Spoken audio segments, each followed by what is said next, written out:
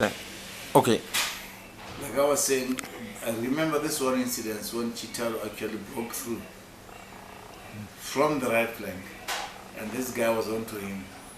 And when he marked anybody, his job was just to get the ball out of play, just to cause confusion.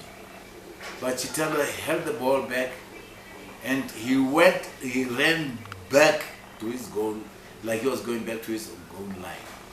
When he turned round, that's the guy that confused me most, because when he turned round, he raised his head, he saw the goal post, and then he hit the ball. He came past everybody, and he didn't pass me into the net. The second leg ended 9-0. It must have become clear the plan wasn't working. That Chitalu scored 3 or 4 in the first half and 3 or 4 in the second half. You got 7 in total, and you lost 9-0. By the first half, it must have been obvious the plan wasn't working. So what do they say? What does the coach say at half time? To give you an indication, we didn't have a coach then. We had our captain, and the team was actually working forward by its own. So we had to sit down and work out the strategy to work this out through. And we couldn't come up with a plan, because everybody was excited, everybody was worried of the heat, and we just wanted to get the match over and done with. So you'd pretty much given it up by half time? We still had hope. We still had hope, but we didn't have a certain pattern. Now, your team has been man-marking Chitalu. He's been making a monkey of it, so to speak. He's basically been showing it's just not working, and he's embarrassing the man-marker. How does the man-marker deal with that, and how does the team deal with the situation where one man-marker is not working? He had to get some assistance, and that's exactly what worked for Chitalu. Because when he had assistance, there were about 3 guys on him, and he normally, like I say, about 4 times and 4 goals that he scored, he would use these guys that were marking him, sort of trying to make a gap that you create chances for the next lot. And whenever he created a chance for his fellow team players, everybody would space out trying to mark whoever was coming, and they put back the ball back to Chitalu, and Chitalu would hammer it. I want to say hammer it because that's what he was. Like I think I told you the first time, Chitalu had a way of aiming at the goalposts. What was the name of the man marker, and how did he cope afterwards? He was called Temba. Temba. And Temba never went back to the football pitch ever. His last match was when we played against Township Rollers in Botswana on our way back from Zambia. That was his last match. But so Chitalu broke his spirit, so to speak. He broke his spirit, and everybody thought we were all spirit broken. But then we went on to play the local league, and we won what? We won about 4 matches, but we couldn't actually qualify for the next. What did the team learn from this match or this tie? There was a lot. There was a lot that I cannot get into the details that was, because there was still this political turmoil in the country.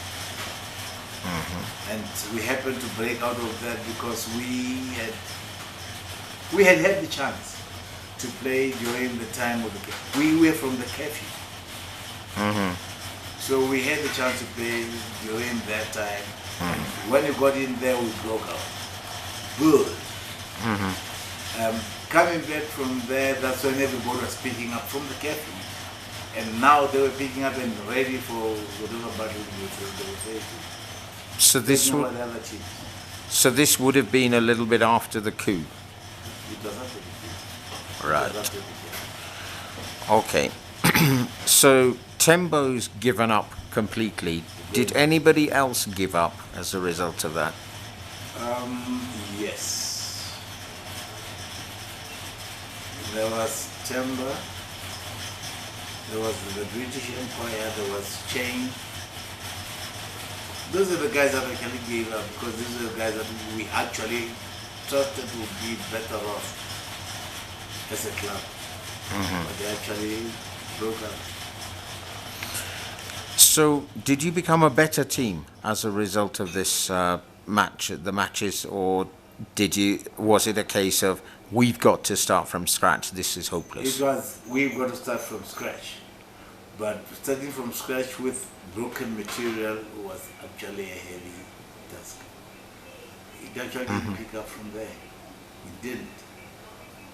Once you'd lost and you had to start rebuilding, did you look at it as like that damn Chitalu has destroyed our team, or he has given us the He chance? was the key person that everybody was talking about. Hadn't Chitalu been there, we could have actually played a draw. In fact, a lot of guys patronized him. A lot of guys in the team actually patronized himself. Had it not been because of him. Now, I mean, as a goalkeeper, I had a good view of the whole ground. There was this guy, Stevenson. Stevenson was a good machine in the middle field. He's the guy that actually destroyed our midfield. And then him and the combination of Chitalu. And this other guy, what was this other guy now from? He was from overseas.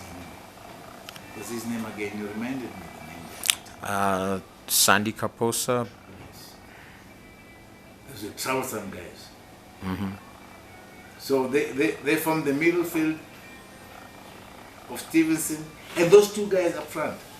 That was enough to destroy any attempts. In the long run, did they do you a favour, Magenta, by beating you like that, or was it a real damage thing that it took ages to come back from, and it really did you no favours at all? I must be honest with you, I didn't see us picking up from there. I didn't. I saw us trying to come up, but I didn't see it coming up better than that. Later that year, March the 12th, there's a friendly match between Kabwe Warriors and Maseru United, and the score is 7-1 to Kabwe Warriors. And Chitalu scores a hat-trick and Kaposa scores a hat-trick. Did you cheer for Kabwe Warriors doing the same to Maseru United, or were you, oh no, not again? I want to be honest with you, I cheered for Kabwe Warriors. Because I could see their formation, I could see. Then I saw it from a different angle. I was watching football. I had no favoritism. And I saw a well-oiled machine grinding. That's all I can give you now. My time is gone. My time is up. You had at least another... oh, okay, well, we'll call it.